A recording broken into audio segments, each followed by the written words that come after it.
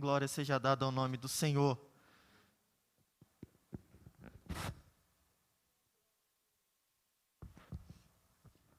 Convido-vos a se colocar em pés e nós vamos fazer uma leitura rápida aqui na Palavra de Deus. Uma leitura que nós estaremos usando como base para todo esse mês de agosto, que se encontra no livro de Apocalipse, no capítulo de número 22 e o versículo de número 12. Eu queria que você prestasse atenção no que o Senhor Jesus vai dizer à igreja. A carta de Apocalipse, ela é uma carta que Deus escreve à igreja. O próprio Jesus, usando a pena que João manuseia, ele vai mandar que João escreva essas coisas. Você vai ver no decorrer do livro de Apocalipse, João escrevendo que o Espírito falou para que escrevesse aquelas coisas. Diferente das epístolas que Paulo escreve, diferente da de Pedro, da de Tiago, da de Judas, a Apocalipse é escrita pelo Senhor, mas ele usa a mão de um homem para poder transmitir a mensagem que ele quer para a igreja, de que ele está vindo, que ele está voltando e que ele tem algo preparado para aqueles que o temem e o amam. Da mesma forma que aqueles que escolhem viver a parte de Jesus também têm um destino, aqueles que escolhem viver para Cristo têm um destino também na presença do Senhor. Apocalipse 22 e 12 vai dizer assim: eis que cedo venho, Jesus está dizendo isso aqui, eis que cedo venho, a minha recompensa está comigo, para dar a cada um segundo a sua obra. Olha que interessante o que Jesus está falando. A minha recompensa, ela está sobre a minha posse, e eu dou a quem eu quiser. E como ele vai dar essa recompensa? De acordo com o nosso comportamento nessa terra. Deus abençoe e podeis tomar o vosso assento. Eu achei muito interessante esse hino que a banda Gênesis tocou agora. Ela vai falar a respeito de um chamado pai da fé, Abraão, e a sua decisão tão difícil de ser tomada num momento tão tenso da sua vida. Momentos em que Deus coloca o homem à prova para ver se ele mesmo está preparado para o que ele tem para nós. E Abraão, ele é provado desde o começo da sua fé. Abraão, nós vamos ter alguns livros árabes que vão falar sobre um mito sobre Abraão, né? Nós não sabemos se é verdade, mas existem relatos da vida de Abraão antes da sua conversão a Cristo Jesus, ao Deus de Israel. Mas o certo é que quando Deus decide chamar Abraão, a sua vida começa a ser um desafio atrás do outro. O primeiro desafio que Abraão enfrenta é sair da terra dos seus pais, é sair da terra dos seus parentes, é sair da sua própria casa para ir a um lugar onde ele não sabe onde é, confiando inteiramente na voz do Senhor, que é vinda não sei de onde, e de uma maneira que mexe com Abraão, que ele obedece à voz do Senhor. É muito interessante você observar de onde Abraão está saindo, porque ele está saindo da casa de pessoas que eram extremamente idólatras. O pai de Abraão era um famoso escultor, e ele esculpia imagens de ídolos. E é dessa casa que Deus fala: sai dessa casa e vai para uma terra que eu vou te mostrar, e eu farei de você pai de multidões, e através de você todos da terra serão abençoados. Então Deus faz uma promessa a Abraão, e Abraão vai, mas ele não vai simplesmente porque ouviu essa promessa do Senhor. Tem algo além que Abraão vai presenciar, que vai fazer com que ele peregrine por essa terra. Olha, você quer ver como é a trajetória de Abraão? Abraão, ele sai da sua terra, ele vai até Canaã, ele circula Canaã, e Deus fala: essa é a terra que eu vou te dar.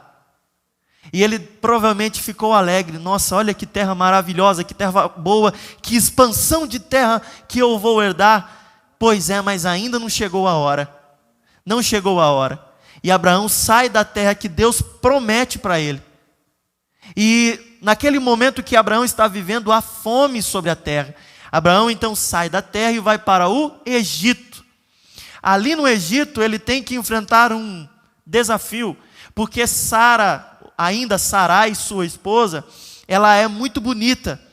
E eu acredito que os egípcios, ou as mulheres egípcias, eram muito feias. Porque quando Abraão, antes de entrar no Egito, ele fala que você é minha irmã, porque senão eles vão me matar para tentar roubar você de mim. E se você falar que você é minha irmã, eles poupam a minha vida. E eles entram no Egito e aquilo que Abraão fala que vai acontecer, acontece. O faraó rapta para si Sara, ou Sarai ainda, né? E quando ele vai, talvez, consumar o ato sexual com ela, o Senhor coloca uma doença em Faraó e fala para ele, essa mulher tem dono. E ele volta, devolve Sara para Abraão, e Abraão e ela saem do Egito. Só que eles saem diferente da maneira que eles entraram. Eles saem ricos, saem com muitas posses. Só que Abraão, quando ele saiu da sua casa, ele leva o seu sobrinho Ló, e o primeiro desafio que acontece é justamente em detrimento da riqueza que ele adquire. Eles ficam tão poderosos, o rebanho deles é tão grande, que os servos dele começam a brigar entre si, falando, não, essa ovelha é de Abraão. Não, mentira, é de Ló. Não, eu vou ficar com essa fonte de água. Não, nós vamos ficar com essa fonte de água. Esse pasto mais verde é de Abraão. Não, é de Ló. E a briga começa a acentuar. Abraão então toma uma decisão, fala, Ló, vai para um lugar distante de mim, porque não dá para nós vivermos juntos. Abraão vai para as colinas do Jordão, perto de Sodoma e Gomorra. Você sabe o que acontece com Sodoma e Gomorra. Abraão então vai para um outro lugar um pouco menos favorável, mas quando ele se separa de Ló, Deus aparece para ele e renova os votos e fala, eu vou fazer de você uma bênção. E a história começa a desenrolar na vida de Abraão. Abraão tem uma promessa de ser pai de multidões. Para tentar avançar essa promessa, ele tem um filho com Agar, sua escrava egípcia, e esse filho recebe o nome de Ismael. Posteriormente, o Senhor aparece para Abraão de novo e fala, Abraão, eu vou te dar um filho, mesmo na sua velhice, com a sua esposa Sara. E Deus dá um filho para ele chamado Isaque. E por ciúmes de Sara, Abraão é constrangido a dispensar Agar e o seu filho Ismael da presença do acampamento deles. E Abraão vê o seu filho indo embora, talvez para morrer no deserto.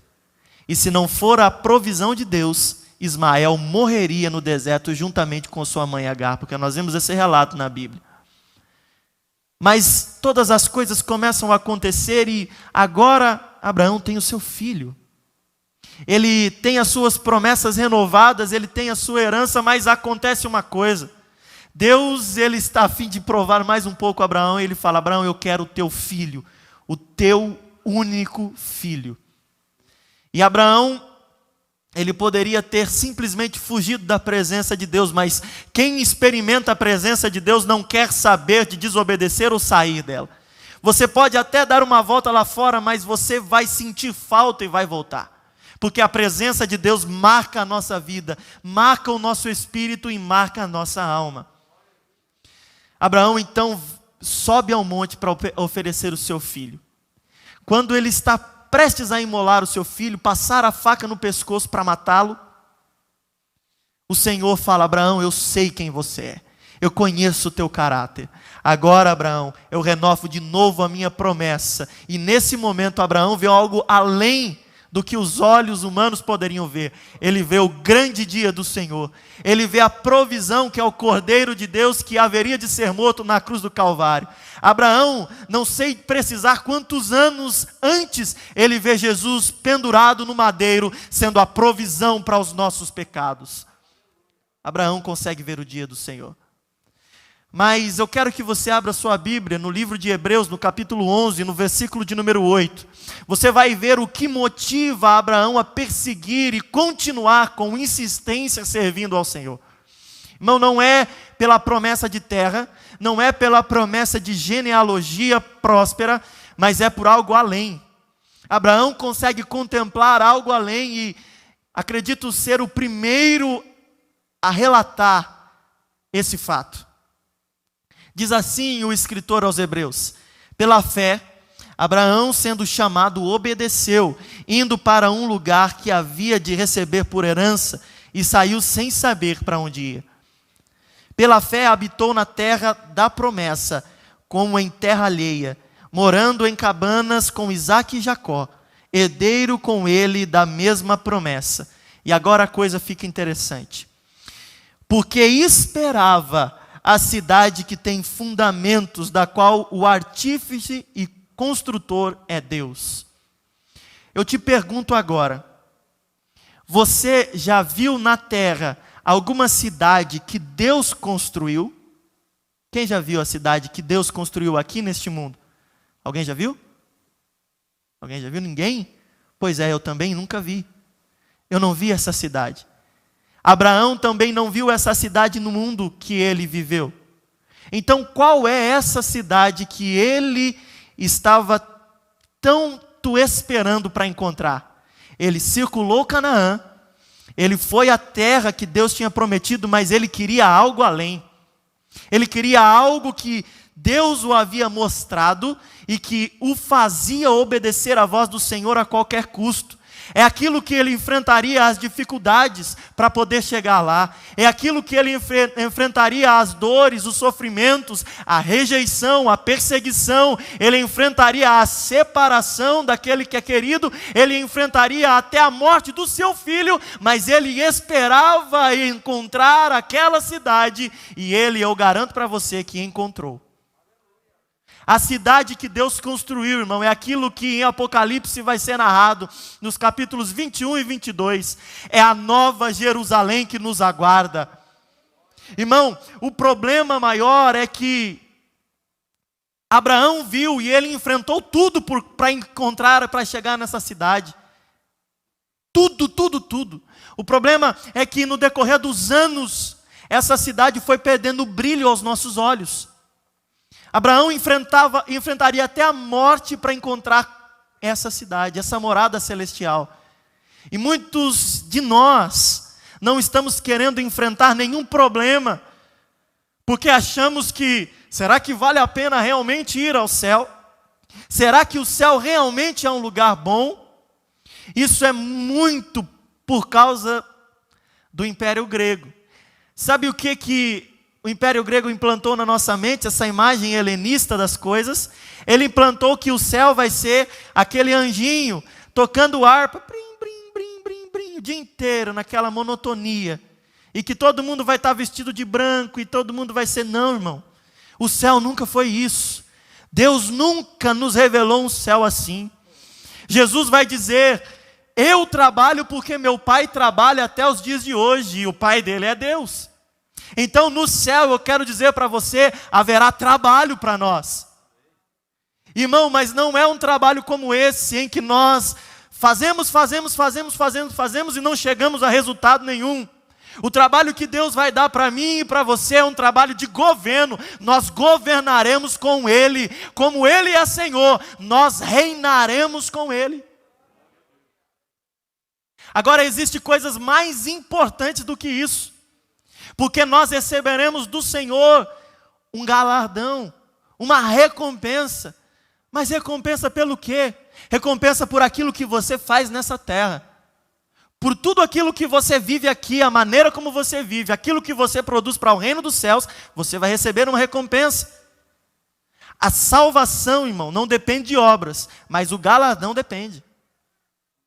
Só que o galardão não é coroa também, é uma maneira errada de se pensar. O galardão eu me levo a pensar que seja posições de hierarquia dentro do reino de Deus.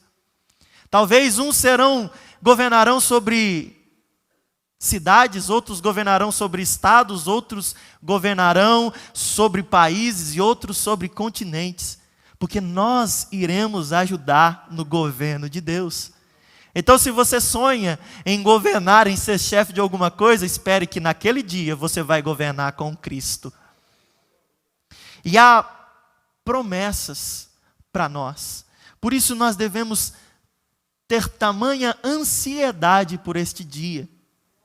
Você sabe o que nós estamos dispostos a enfrentar para poder encontrar com esse Deus?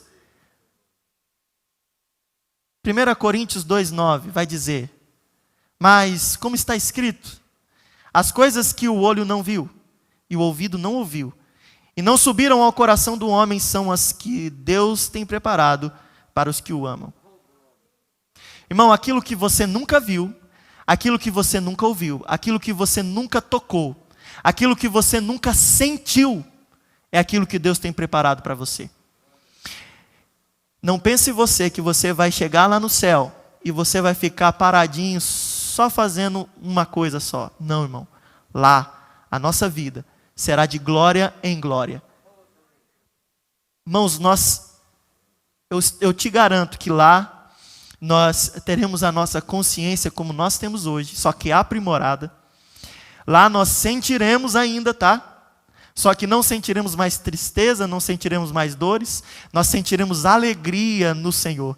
Isaías vai narrar dizendo que aquele dia a alegria repousará sobre as nossas cabeças eternamente. Será um dia de vitória para nós, porque nós venceremos as nossas frustrações, as nossas dores e os nossos sofrimentos. Olha, quer ver? Romanos 8, 22 e 23 diz assim: porque sabemos que toda a criação geme e está juntamente com dores de parto até agora. Toda a natureza geme com dores. Você pode ver que a natureza está totalmente desregulada. Por quê, irmão? Por causa do pecado. O pecado trouxe a desregulação da natureza. Você sabia disso? Que a natureza não tem essa formatação que nós vemos hoje. Era muito diferente. No Éden não havia chuva. Sabia disso? Havia uma névoa que subia do chão até o alto, que fazia com que as coisas produzissem. Não precisava de chuva, porque a terra mesmo produzia com uma fertilidade assustadora. Mas o pecado estragou tudo. Não havia esse enfrentamento entre animais, você sabia disso? Porque o pecado estragou tudo. O pecado modificou aquilo que Deus fez perfeito. Mas haverá um dia em que tudo será restaurado para a glória do nosso Senhor. E a palavra continua, e não só ela, não só a natureza, mas nós mesmos que temos as primícias do Espírito, também gememos em nós mesmos, esperando a adoção, a saber, a redenção do nosso corpo. Nós sofremos aqui hoje, por consequência do pecado. Eu quero perguntar para você, tem alguém aqui que até hoje na sua vida nunca sentiu dor em nenhuma parte do seu corpo? Quantos aqui já passaram por enfermidade? Quantos já ficaram doentes? Quantos aqui já sofreram algum tipo de quebradura, algum tipo de acidente que te deixou muitas vezes hospitalizado ou em uma cama? Quantos aqui? Eu não. Sabe por que isso acontece, meu irmão? Por causa que o pecado entrou no mundo. Mas eu te garanto que naquele dia em que nós subiremos com Ele, não haverá dor, não haverá doença, não haverá nada disso. Sabe essa angústia que você sente no seu coração, porque não consegue resolver os problemas que você tem que resolver? Essa indecisão de não saber se vai para a direita ou para a esquerda? Pois é, vai acabar um dia, porque você terá a presença do Senhor Todo-Poderoso, a quem você adora aqui, irá adorar no céu. O problema é que nós consideramos um pouquinho de prazer melhor, que supera mais as nossas dores. um pouquinho de prazer faz nos esquecer das dores que nós vivemos. Eu quero te dizer uma coisa. Lá no céu, não haverá tristeza mais. Sabe aquele parente querido que você sente falta dele? Se ele foi salvo em Cristo Jesus, você vai encontrar com ele lá. E eu vou te dizer uma coisa. Você nunca mais terá que chorar pelo luto de ninguém, porque lá não haverá morte. A palavra vai nos dizer que o último inimigo do homem é a morte. Ela será tragada pela vitória de Cristo Jesus. Isaías 35:10 diz assim: e os resgatados do Senhor voltarão e virão a Sião com júbilo, e alegria eterna haverá sobre as suas cabeças. Gozo e alegria alcançarão, e deles fugirá a tristeza e o gemido. Nunca mais você terá tristeza na vida. Isso é um motivo de nós buscarmos o céu acima de todas as coisas. Você não vai ter que se preocupar com o dia de amanhã, porque o dia de amanhã não existirá lá. Lá é eternidade. Lá é o Senhor que fará com que todas as coisas se tornem plenas e perfeitas. Não, lá não vai ter sol, porque a glória do Senhor inundará as nossas vidas. Não precisa de sol, porque Deus brilha mais que o sol. Não haverá noite. Você não vai cansar. Você não vai cansar. Já pensou nisso? Quanto tempo nós perdemos dormindo? Não precisará dormir mais, porque nós estaremos com corpos incorruptíveis. 2 Coríntios 5:2 vai dizer: e por isso também gememos, desejando ser revestidos de nossa habitação que é do céu. O nosso espírito clama por este dia. Por isso nós vivemos em constantes lutas dentro de nós mesmos. O nosso espírito quer as coisas eternas. A nossa carne quer as coisas dessa terra. O problema é que a nossa carne, ela é passageira. Ela vai ter um fim, mas o espírito não. O espírito é vindo do céu, e sendo do céu, ele é eterno, porque as coisas do céu são eternas. Então qual você escolhe atender hoje? Aquilo que vai se decompor com essa terra, ou aquilo que Deus te deu e é eterno e vai permanecer mesmo após a morte? Escolha a que lado alimentar. E por último, Hebreus 13:14 diz assim: pois não temos aqui nenhuma cidade permanente, mas buscamos a que há de vir. Nós buscamos, irmão, uma cidade celestial. E eu te garanto que nessa cidade, as coisas são reais. A palavra vai nos garantir que essa cidade, ela tem um jardim. E nesse jardim tem uma árvore. E essa árvore produz 12 frutos no ano, um para cada mês. E as folhas não os frutos, as folhas dessas árvores servem para sarar as dores das nações. Irmão, lá existe um monte Sião. Não esse monte Sião que existe em Israel, mas um monte Sião eterno. Lá existe um tabernáculo, o tabernáculo eterno, onde nós entraremos e adoraremos o Cordeiro. Lá tudo é melhor, lá tudo é perfeito. Lá vale a pena viver e passar uma eternidade. Para que você possa entender, porque às vezes nós acreditamos mais naquilo que vemos, do que naquilo que às vezes a palavra nos diz. Nós somos um pouquinho incrédulos, um pouco céticos. Talvez deu certo o vídeo aí? Deu? Eu quero soltar um vídeo para você, de um relato de um homem que... Esse vídeo já é um pouco antigo, eu não sei se é de 1 ou 2 anos atrás. Esse é um homem que ele sofre um acidente, ele tem uma parada cardiorrespiratória, e os médicos conseguem reanimá-lo. E eu quero que você... A resolução não é muito boa, mas eu quero que você preste atenção em como esse homem volta para o seu corpo. Pode soltar.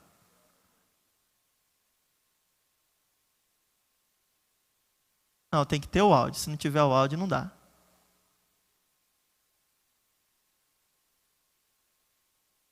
Pausa o vídeo e coloca o áudio, por favor. O áudio que é importante.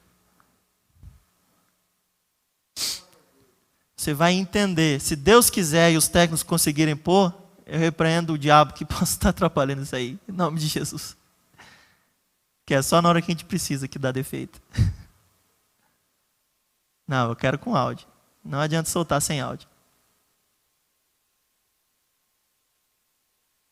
Não tá dando?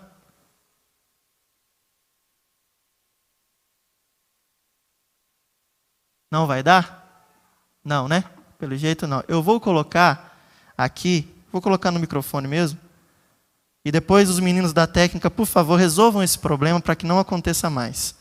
Tá? Não adianta resolver só na hora que precisa usar, tem que resolver na hora que... Eu vou colocar aqui, tentar carregar o vídeo aqui, coloco aqui no tablet mesmo. Solta só a imagem para mim, junto com o áudio, som. E daí vocês vão entender. Vamos ver se fica bom. Vamos soltar sincronizado? Volta ele no começo, eu vou soltar aqui. Glória a Deus, aleluia! Glória a Deus! Olha pra mim. Marcos, olha aqui pra mim. Você viu, velho? Não, relaxa. Relaxa agora. Relaxa, mano. Relaxa, você tá bem? Só relaxa, tá? It's okay, Você voltou, velho, você voltou. Você tá aqui. Deus é lindo! Ele é lindo. Deus é lindo, vocês não têm noção, gente! Open your eyes. Abre o olho pra mim.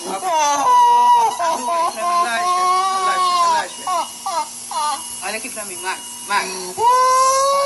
Deixa eu chorar. Deus do céu,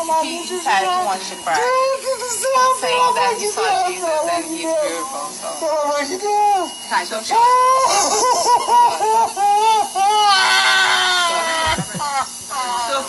It's okay to cry, but Mark, relaxa. A glória de Deus é linda, gente.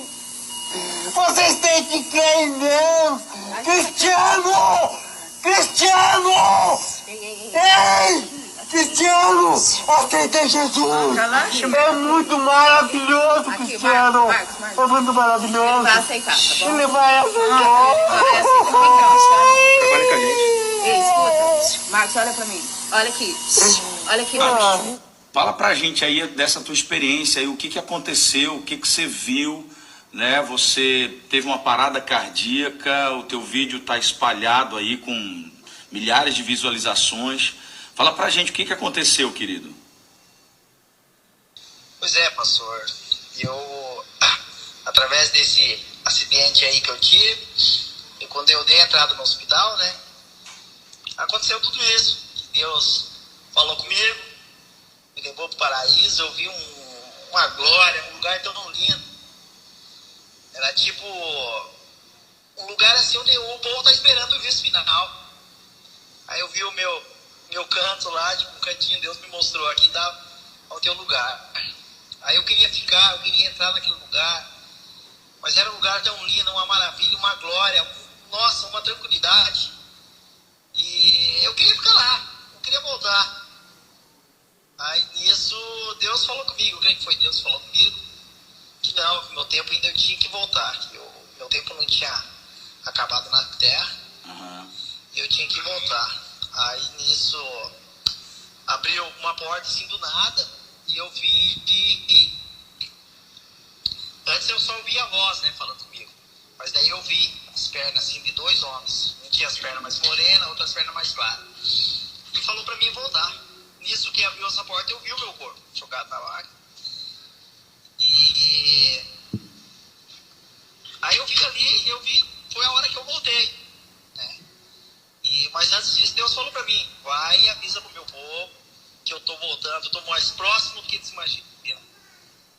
Vou parar aqui, senão ele tem mais alguns minutos.